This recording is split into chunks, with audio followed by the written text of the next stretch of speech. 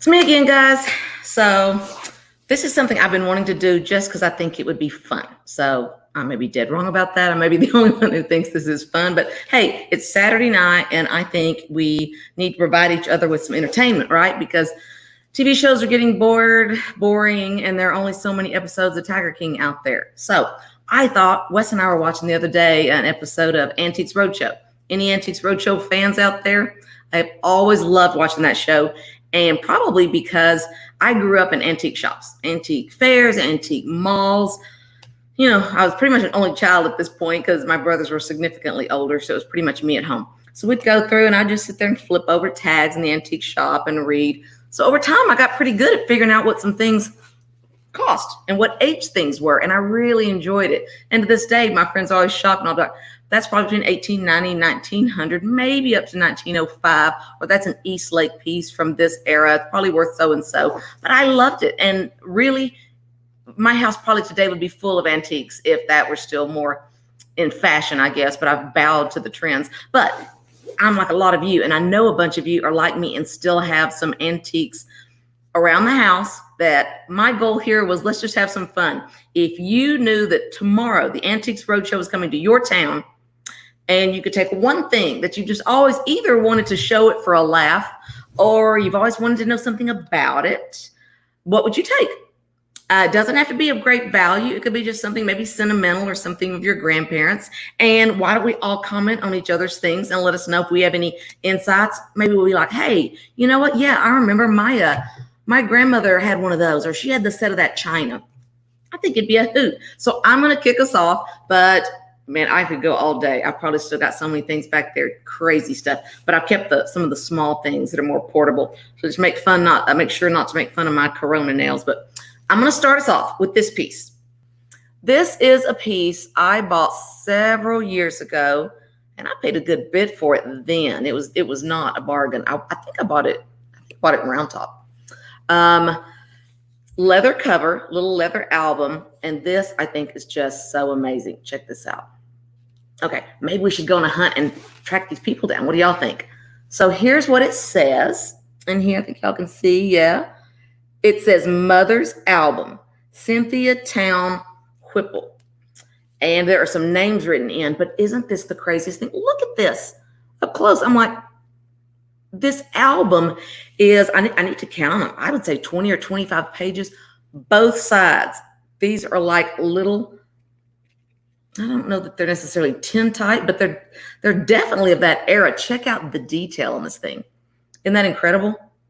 Look at the photos. We've got names of some of the folks still, and it's just page after page. And with the attire, it looks very middle 1800s.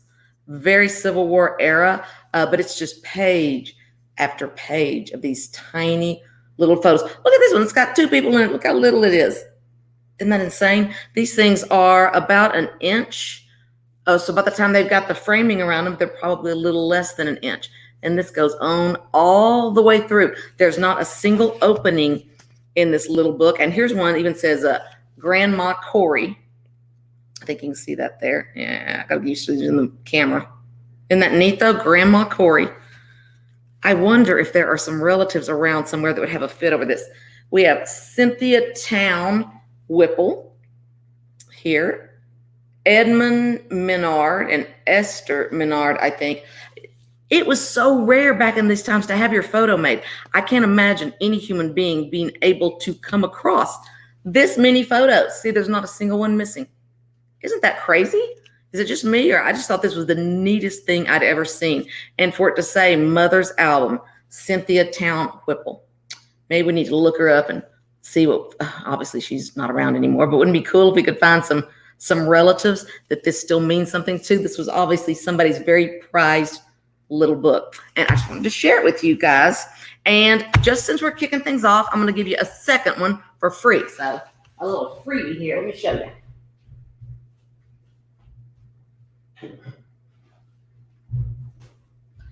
And again, you might want to share something. It doesn't have to be that old or anything else, just something that you would like to take on the Antiques Roadshow if you had a choice. So this is another one of my prized possessions, just a little handmade table. And we were told at the time that they could set it on the table like this. And then it was made for a lady so that she could put her teacup on here while she was sewing and the scraps and things wouldn't get near her teacup. But what's great about this is that it's a little handmade fun piece. It's got her initial carved in. This is all hand inlaid. But what really makes this table special to me, guys, is check this out. Look at this letter written and burnt up in the bottom of it. I'll tell you what it says. It says, made by James T. Monroe for Miss Lizzie Blenus, 1898. The mahogany inlaid on top thus, and it shows that pattern, was taken from the ship Constitution in 1841 and given to me at that time.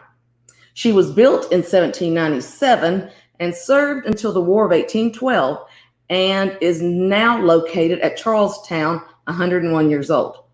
The dark wood around the letter B for Blenus, I guess Lizzie Blenus, the dark wood around the letter B thus is live oak taken from the remains of the British man-of-war Somerset and now lays on Cape Cod, where she was lost on the 3rd of November, 1778.